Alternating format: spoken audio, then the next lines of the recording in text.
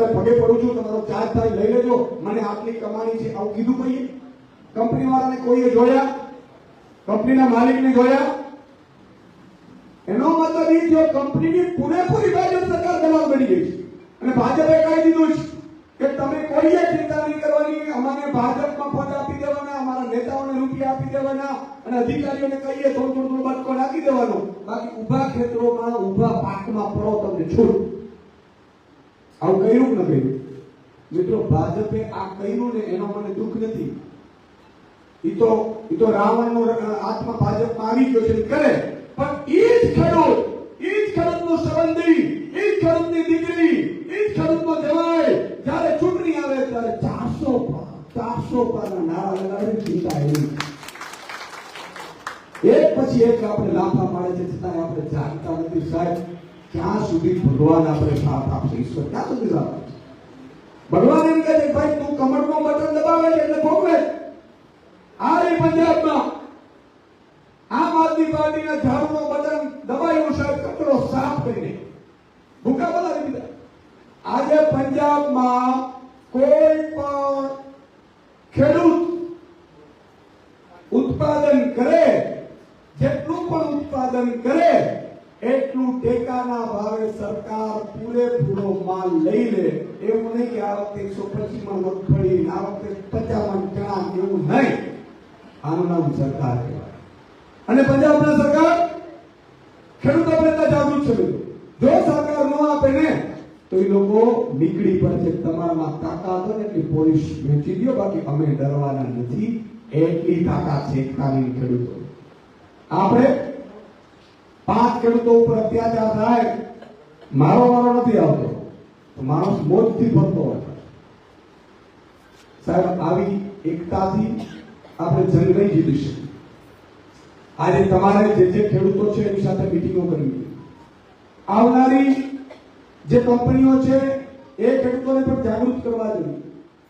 સમય બાકી ગયો છે અને આપણી માંગ છે, હું સરકારશ્રીને માંગ કરું છું, ખરેખર જો આમ આદમી પાર્ટીની 2022માં સરકાર બની ગયો તો કંપની શું મુખ્યમંત્રીના બાપની તાકાતમાં પૂછ્યા વગર તમારા ખેતરમાં પગ મૂકી શકે. આ કલેક્ટર એસપી તો પછી આવે છે, આવી તો રમકડા છે. કોઈ તાકાત હોય કાનૂન એવો બનવો જોઈએ. અને હજી પણ કહું છું, ભગવાન કરે, ઈશ્વર કરે, ઉપરવાળો કરશે, 2027માં સરકાર બનશે, એવા જ કાયદો બનાવીશું કે મુખ્યમંત્રીની પણ તાકાત નથી કે ખેડૂતની સંમતિ વગર એના ખેતરમાં પગ મૂકી શકે. આપણી પાસે ખાલી એક જમીન જ રહી છે, બીજું વ્યૂ છે અને ગામડા ભાંગી રહ્યા છે. ગોકુળિયું ગામ કરતા અત્યારે ગામડાઓ નીકળી મળ્યા છે. મિત્રો, તમે કલેક્ટર ઓફિસમાં જાઓ, જિલ્લા પંચાયત ઓફિસમાં જાઓ, રોજની કેટલી જમીન નોન એગ્રીકલ્ચર થઈ રહી છે, એને થઈ રહી છે. વિચાર તો કરો, ભાજપ વાળા એને કરવાના કરોડો રૂપિયા લે છે. ભાજપ વાળાની જમીન એને નથી કરતો તો રૂપિયા આવે. એમ કે તો મારો ધંધો છે. બેફામ પડે ત્યારે મિત્રો લઈ રહ્યા છે. આટલી જમીન, મને ચિંતા એ વાતની છે કે રોજની હજારો વીઘા જમીન એને થઈ રહી છે. 20 વર્ષ પછી આપણે ખાશું શું? અને આ લોકો થાંભલાઓ નાખે છે, કંપનીઓ નાખે છે. કંપનીઓ મફતમાં આપવાની છે. આ કંપનીઓ, હું સરકારને એમ કહું છું કે જે હાઈ ટેન્શન લાઈનો આ લોકો નાખે છે કંપનીઓ, શું એ ખેડૂતને મફત વીજળી આપશે? એ તો નથી આપતી. તો ઈ જો મફત વીજળી ન આપતી હોય તો અમે શું કામ મફતના ભાવે જમીન આપીએ? ભાઈ, તમારા બાપની છે. તો મિત્રો, રીતસર કંપનીની દલાલ સરકાર બનીને પોલીસનો, કલેક્ટરનો ઉપયોગ કરી અને તમારી મારી ઉપર અત્યાચાર કરે છે. આજે જાગવું પડશે ને. તો નાનો બાળક આપણો છે, એ બાળકને નભવા માટે, એને જીવવા માટે, હું તો કહું છું, એને ખાવતા તો ભૂલી જાઓ, જીવવા માટે પણ સ્થિતિ સારી નહીં રહે, ખાવાનું અન્ન નહીં રહે, કાકા જમીનો કબજે કરી લેશે. આજે ગુજરાતમાં આ સ્થિતિ આવી ઉભી રહી છે. આજે તમે કલ્પના કરો, પંજાબમાં આમ આદમી પાર્ટીની સરકાર એવી 4 વર્ષમાં શું કામ થયા ને 5 કામ મારે ગણાવતા.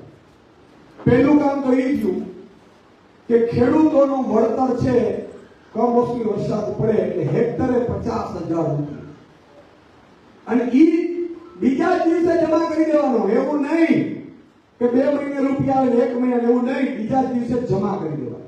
બીજું, જેટલી પણ ઉપજ ખેડૂતોની આવે એ પૂરેપૂરી ઉપજ ટેકાના ભાવે લઈ લેવાની અને બીજા જ દિવસે રૂપિયા જમા કરી દેવાના.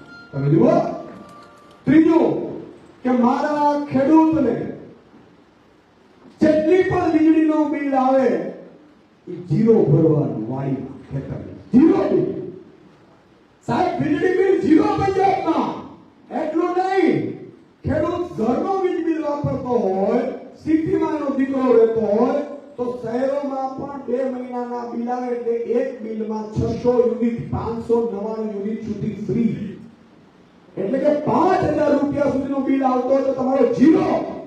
એટલું નહીં, જેટલો પણ ખેડૂત હોય, ખેડૂતના દીકરા હોય, જમાઈ હોય કે ગુજરાત પંજાબના તમામ નાગરિકો માટે કોઈ પણ પ્રાઇવેટ હોસ્પિટલમાં 10 લાખ સુધીનો જેટલો પણ ખર્ચો થાય ને એ ફ્રી, કેશલેસ, જીરો.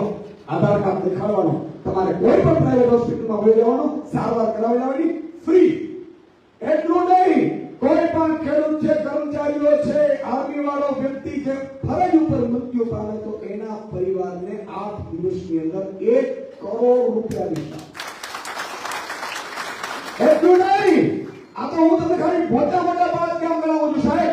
એટલું નહીં, પંજાબની 18 વર્ષથી ઉપરની દરેક મહિલાના ખાતામાં મહિને એસટી સમાજની મહિલાને 1500 અને સામાન્ય મહિલાને 1000 રૂપિયા દર મહિને 1 થી 5 તારીખમાં ટીક ટીક કરી મેસેજ આવી પડી જાય. વ્યવસ્થા.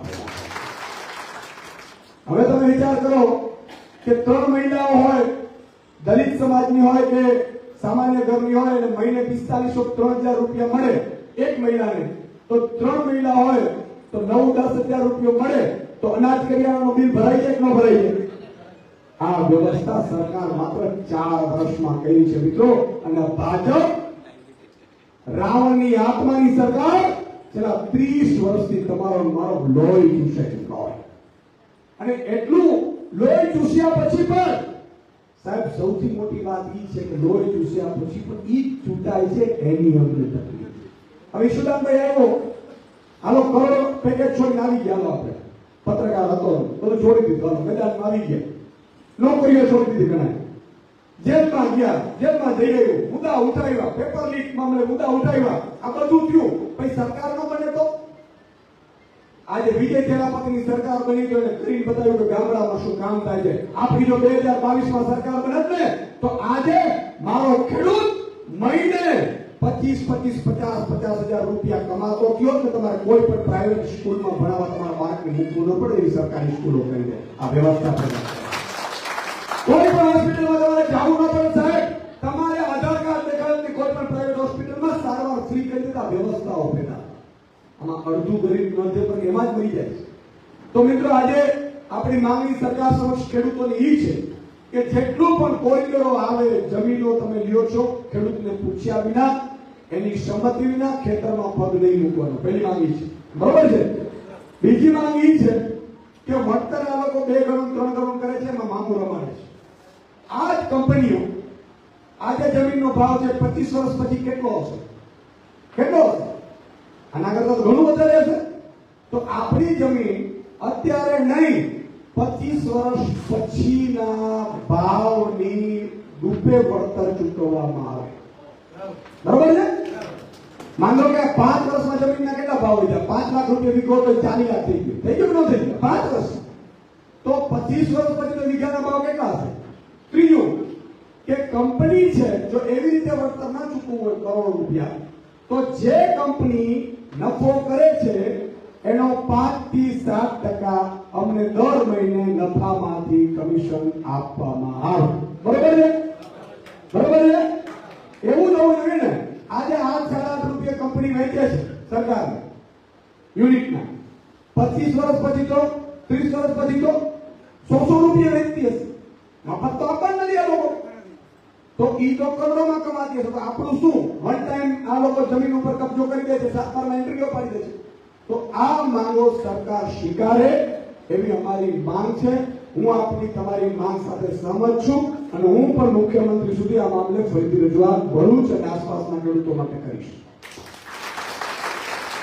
છતાં મારે એક વાત કેવી છે કે સૌએ જો આ બધા પ્રશ્નો છે, આજે જમીનના પ્રશ્નો આવ્યા, થાંભલાના પ્રશ્નો આવ્યા, હાઈ ટેન્શન લાઈનના પ્રશ્નો આવ્યા, ગેસ લાઈનના પ્રશ્નો આવ્યા, વરસાદ આવશે, કમોસમીનો પ્રશ્ન આવશે, ભાવનો પ્રશ્ન આવશે, ખાતરનો પ્રશ્ન આવશે, બિયારણનો પ્રશ્ન આવશે, આપણા બાળકની સ્કૂલ ફીનો પ્રશ્ન આવશે. પણ આનો ઉકેલ શું? કાયમી ઉકેલ શું? સરકાર બદલોય કાયમી ઉકેલ છે. બાકી બધા થીગડા છે. કાયમી માંગતા જઈશું આપણે, અમને આ આપો, અમને આ આપો, અમને આ આપો. નથી આપવું, નહીં નથી આપવું, દેખાડી દેવું કે ન દેખાડી દેવું. અને દેખાડી દેવું અહીંથી ન થાય. તમે નક્કી કરો કે તમારા સગા સંબંધીઓ જેટલા હોય, બહેનો નક્કી કરે કે મારી દેરાણી, જેઠાણી, સાસુ, વેવાણ, કેટલા બધા મોબાઈલમાં નામ તમે સગા સંબંધી લેશો તો 150 હશે કે નહીં? કાલથી ફોન ચાલુ કરો, 150 ને ફેરવવાનું ચાલુ કરો. હવે અમારા અસ્તિત્વનો સવાલ છે. ભાજપ બદલો, સોમાન લાવો, પાછું સોમાન લાવો. આપણે સોમાનની કિંમત છે, આ કરવાનો છે. એક વ્યક્તિ 1.5 વર્ષ છે, રોજ 5 વ્યક્તિઓ ફેરવો, મહિનામાં 150 થાય તો 1.5 વર્ષ છે સાહેબ, લગભગ 1800-2000 એક વ્યક્તિ ફેરવીએ છે. તો 500,000 લોકો નક્કી કરો તો કેટલા લોકો ફેરવી રહ્યો? અને ઈ લોકો બીજા 1000 ને ફેરવે, ઈ લોકો બીજા 1000 ને ફેરવે. એટલે જેમથી એ ખેલ પાડી દીધો ને એમ અહીંયા ભાજપનો ખેલ આપણે પાડી દીધો. બોલો ભારત માતા કી જય.